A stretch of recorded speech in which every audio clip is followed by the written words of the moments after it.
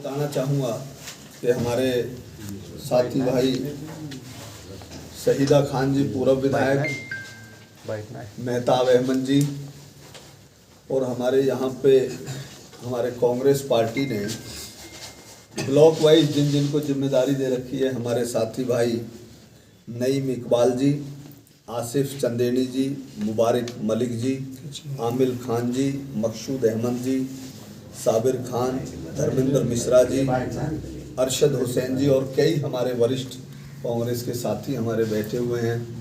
हमारे साथ आए हुए भाई रोहतास जी।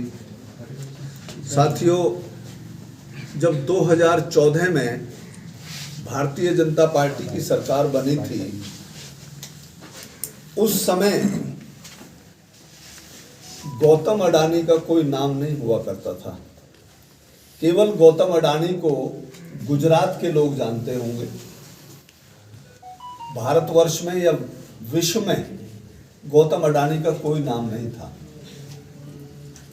जैसे ही 2014 की सरकार बनी, धीरे धीरे एक नाम आया गौतम अडानी जी का। कई विदेश यात्राओं में हमारे प्रधानमंत्री जी के साथ गौतम अडानी जी दिखाई दिए।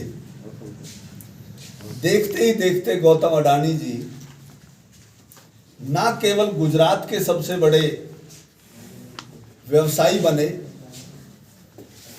ना ही केवल हिंदुस्तान के सबसे बड़े अमीरों की लिस्ट में आए।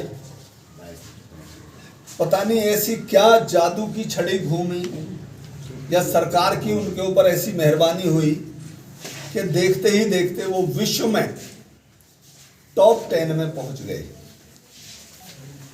इनके एक भाई हैं विनोद अडानी,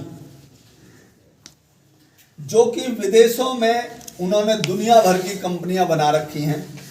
पहले विनोद अडानी के नाम पे कुछ भी नहीं था और आजकल बड़ी बड़ी ठेके और बड़े बड़े काम वो ले रहे हैं।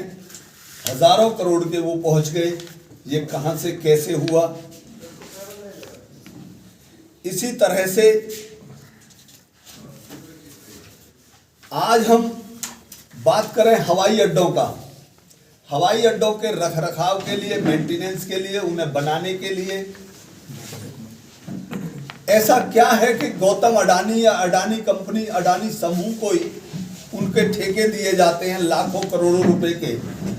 जबकि पिछले 20 वर्ष से अगर हम देखते हैं, जो दूसरी कंपनियां हवाई अड्डों का काम करते हैं उन्हें ठेके नहीं दिए जाते, केवल इनको दे दिए जाते हैं। ऐसा क्या कारण है? बंदरगाह, जितनी भी देश में बंदरगाह हैं, उनके काम, उन पे माल उतारना, चढ़ाना, उनके सभी के ठेके अडानी समूह को दे दिए गए।